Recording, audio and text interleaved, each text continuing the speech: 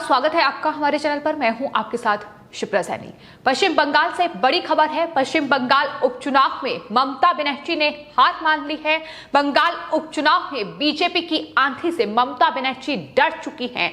ममता बनर्जी ने कहा है कि अब अगर वो हार गई तो वो पश्चिम बंगाल की मुख्यमंत्री नहीं रह पाएंगी। तो पश्चिम बंगाल की 3 सीटों पर उपचुनाव हो रहे हैं, लेकिन भवानीपुर का ये उपचुनाव बंगाल की मुख्यमंत्री ममता बनर्जी के लिए फाइनल मुकाबला होगा।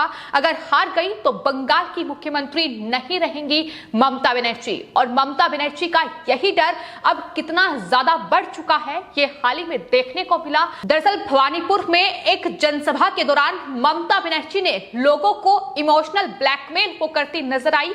उन्होंने कहा कि अगर वो हार गई तो वो मुख्यमंत्री नहीं रह पाएंगी। यानी साफ है, बीजेपी ने मुख्यमंत्री ममता बनर्जी को हराने के लिए सब कुछ दांव पर लगा दिया है। केंद्रीय मंत्री हरदीप सिंह पुरी से लेकर बीजेपी के तमाम बड़े चेहरे, बीजेपी उम्मीदवार भवानीपुर से प्रियंका टिब्रेवाल के समर्थन में घर घर जाकर चुनाव प्रचार कर रहे हैं। बीजेपी ने मुख्यमंत्री को हराने के लिए अपनी पूरी ताकत झोंक दी है और ममता बनर्जी बंगाल में बीजेपी की इसी आंधी से डर चुकी हैं। वो पूरी तरीके से घबरा चुकी हैं। जिस तरीके से उनका ये बयान सामने आया है कि अगर वो हार गई तो वो बंगाल की मुख्यमंत्री नहीं रहेंगी। यानी साफ तौर पर अंदेशा कहीं ना कहीं ममता बनर्जी को हो चुका है कि जिस तरीके से बीजेपी बंगाल में चुनाव प्रचार कर रही है और जिस तरह से पश्चिम बंगाल चुनाव नतीजों के बाद ममता बनर्जी ने पश्चिम बंगाल में हिंसा का खेला किया है, कहीं ना कहीं उसका खामियाजा ममता बनर्जी को इस उपचुनाव में भुगतना पड़ेगा। भवानीपुर सीट पश्चिम बंगाल उपचुनाव में हाई प्रोफाइल सीट एक बार फिर बन चुकी है, क्योंकि इस बार ममता बनर्जी के लिए इस सीट पर सब कुछ दांव पर लगा हुआ है। अगर वो इस सीट से उपचुनाव हार गई तो वो पश्चिम बंगाल की मुख्यमंत्री नहीं रहेगी और यही ममता बनर्जी का सबसे बड़ा डर है। तो जो टीएमसी पश्चिम बंगाल में अपने गुंडों का इस्तेमाल कर वहां के लोगों पर कहर बरपा रही थी, आज वही टीएमसी और उनकी नेता ममता बनर्जी एक एक वोट की कीमत वहां लोगों को समझा रही हैं। ममता बनर्जी ने भवानीपुर में अपना चुनावी प्रचार के दौरान ये कहा कि यहाँ की जनता के एक एक वोट कीमती है, ये लोगों से उन्होंने अपील की। ममता बनर्जी ने भवानीपुर में चुनाव प्रचार के दौरान जब वो जनसभा में लोगों को संबोधित कर रही थी, वहां इमोशनल ब्लैकमेल करने की कोशिश उनकी तरफ से की गई। उन्होंने कहा कि यहाँ की जनता के एक एक वोट की कीमत जो है वो बहुत ज्यादा है, उनसे किसी भी स्थिति में वोट करने की अपील जो है वो ममता बनर्जी की ओर से की गई।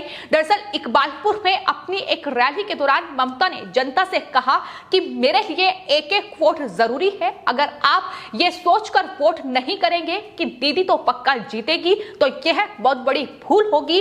अगर बारिश या तूफान भी आए तो घर में नहीं बैठे रहना है, ये अपील भी ममता की ओर से की गई। अपना वोट जरूर डालें, नहीं तो मैं मुख्यमंत्री बने नहीं रह पाऊंगी, आपको नया मुख्यमंत्री मिलेगा, ये ममता बनर्जी की ओर से कहा गया है। यानी किसी भी कीमत पर जो मुख्यमंत्री की कुर्सी है वो ममता बनर्जी गंवाना नहीं चाहती है और किसी और को भी ममता बनर्जी मुख्यमंत्री नहीं बनाना चाहती है। और यही वजह है कि इस तरीके की नौटंकी जो है वो इस जनसभा में ममता बनर्जी की ओर से की गई। अब तक जिस तरीके से टीएमसी की ओर से पश्चिम बंगाल में लोगों को प्रताड़ित किया गया है, साफ तौर पर पश्चिम बंगाल के विधानसभा चुनाव में जिन लोगों ने बीजेपी को वोट किया, जो बीजेपी के कार्यकर्ता थे, जो घर से निकलकर इस बार हिम्मत जुटा पाए वोट करने की, उन्हें दरअसल हिंसा में कहीं ना कहीं झोंकने की कोशिश की गई। कई लोगों की हत्या भी इस पूरे चुनाव के बाद जो हिंसा का खेला पश्चिम बंगाल में हुआ उसमें की गई। लोगों को इंसाफ नहीं मिला, लेकिन अब चूंकि एक बार ममता बनर्जी कहीं ना कहीं मुसीबत में फंस चुकी है, तो ऐसे में लोगों के बीच पहुंचकर अब इस तरीके की अपील जो है वो उनसे की जा रही है। लेकिन ममता की ये नौटंकी अब पश्चिम बंगाल की जनता समझ चुकी है और यही वजह है कि बीजेपी आईटी सेल प्रमुख अमित मालवीय ने ट्वीट किया है ममता बनर्जी के इस बयान के बाद और कहा है कि भवानीपुर में लहर वैसी नहीं है जैसा ममता बनर्जी ने सोचा था। ऐसा लग रहा है कि उन्होंने ये भांप लिया है कि उपचुनाव उनके लिए मुश्किल होने जा रहा है। वो मजबूरी में कैंपेन कर रही हैं, लेकिन जनता की चुप्पी में ही असली कहानी छिपी हुई है। ये अमित मालवीय की ओर से ट्वीट किया गया है। साथ ही उन्होंने ये भी कहा है कि नर्वस ममता बनर्जी का ये कहना है कि अगर वो भवानीपुर से नहीं जीतती है तो वो मुख्यमंत्री नहीं रहेंगी। इससे साफ तौर पर यह स्पष्ट हो जाता है कि उन्होंने अपनी हार को स्वीकार कर लिया है। वह बेहद कठिन दौर से इस वक्त बंगाल में गुजर रही है और ऐसा लगता है कि उनके खिलाफ एक मजबूत अंतर्धारा को उन्होंने पढ़ लिया है। यानी बीजेपी जिस तरीके से चुनावी कैंपेन कर रही है, डोर टू डोर कैंपेन उनके द्वारा किया जा रहा है और साफ तौर पर बीजेपी उम्मीदवार प्रियंका टिब्रेवाल का यह कहना है कि पश्चिम बंगाल में ममता बनर्जी ने जो हिंसा का जो तांडव किया है उसको लेकर कहीं ना कहीं वो लोगों के बीच जाएंगी, पीड़ितों को इंसाफ मिले ये उनकी कोशिश होगी। तो बीजेपी ममता बनर्जी को हराने के लिए पुरजोर तरीके से चुनाव प्रचार में जुटी हुई है और यही ममता बनर्जी का सबसे बड़ा डर है जो दिखाई दे रहा है। हार उन्होंने मान ली है कि भवानीपुर से वो हार रही है, लेकिन इसके अलावा ममता बनर्जी ने कहीं ना कहीं अपने विधायकों का भी वो अपमान कर चुकी है, क्योंकि वो ये भी नहीं चाहती हैं कि कोई और मुख्यमंत्री पश्चिम बंगाल का बने। लेकिन ममता बनर्जी के लिए अब कहीं ना कहीं आगे की राह बेहद मुश्किल होती नजर आ रही है। अगर ममता बनर्जी ये चुनाव हारती हैं तो लोगों का साफ तौर पर यह कहना है कि कहीं ना कहीं टीएमसी की जो राजनीति है पश्चिम बंगाल में उसे एक बड़ा झटका लगेगा। अगर ममता बनर्जी मुख्यमंत्री नहीं रहती हैं, ममता बनर्जी की भी राजनीतिक जो राह है वो कहीं ना कहीं मुश्किलों में फंसती नजर आएगी। तो यही वजह है कि ममता के लिए ये डर जो है लगातार बढ़ता जा रहा है। फिलहाल अगर बात की जाए पश्चिम बंगाल उपचुनाव की तो 3 सीटों पर उपचुनाव होने हैं। 30 सितंबर को वोटिंग होगी, लेकिन जिस तरीके से भवानीपुर में लगातार चुनाव प्रचार बीजेपी की ओर से किया जा रहा है, प्रियंका टिब्रेवाल उम्मीदवार है बीजेपी की, लेकिन उनके चुनावी कैंपेन में लगातार ममता बनर्जी बाधा बन रही है।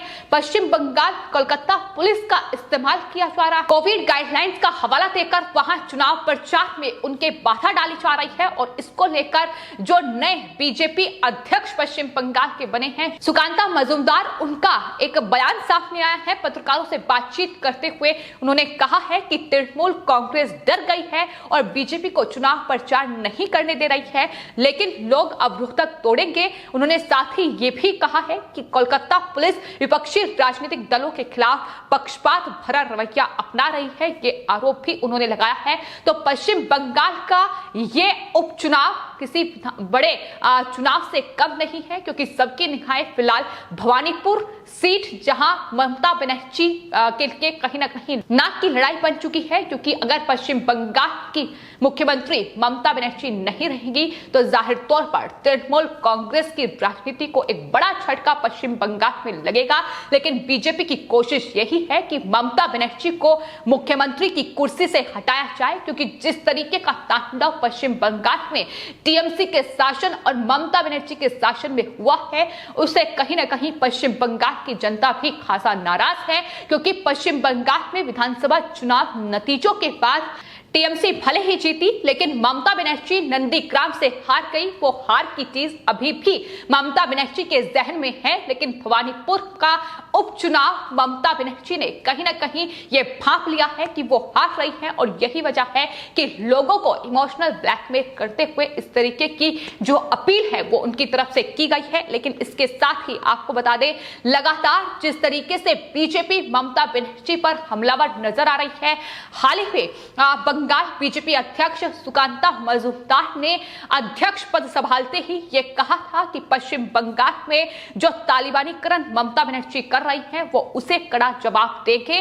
और ममता बनर्जी के इस तालिबान शासन पर वो रोक लगाएंगे। लेकिन उसके बाद इसी जनसभा में ममता बनर्जी की ओर से प्रधानमंत्री नरेंद्र मोदी और गृह मंत्री अमित शाह पर निशाना साधते हुए कहा गया कि दरअसल देश में तालिबान शासन वो स्वीकार नहीं करेंगी। उन्होंने कहा कि बीजेपी आम लोगों में फूट डालने की कोशिश कर रही है, वो देश को तोड़ना चाहती है, लेकिन मैं ये नहीं होने दूंगी। तो पश्चिम बंगाल में जो खुद ममता बनर्जी इस तरीके का तालिबानी शासन कर रही है, जो कानून व्यवस्था की धज्जियां उड़ा रही हैं, दरअसल वो ममता बनर्जी अब वोट बैंक के लिए ये तमाम हथकंडे अपना रही हैं। दुर्गा पूजा का जिक्र भी उन्होंने किया उन्होंने कहा कि दरअसल दुर्गा पूजा क्या धारा 144 में होगा, ये ममता बनर्जी की ओर से सवाल किया गया। अगर आप इस समय में धारा 144 लगा देते हैं और बोलते हैं कि ये लोग दुर्गा पूजा नहीं करने देते हैं तो ये केवल एक जुमला है, ये ममता बनर्जी की ओर से कहा गया है। लेकिन आपको बता दें,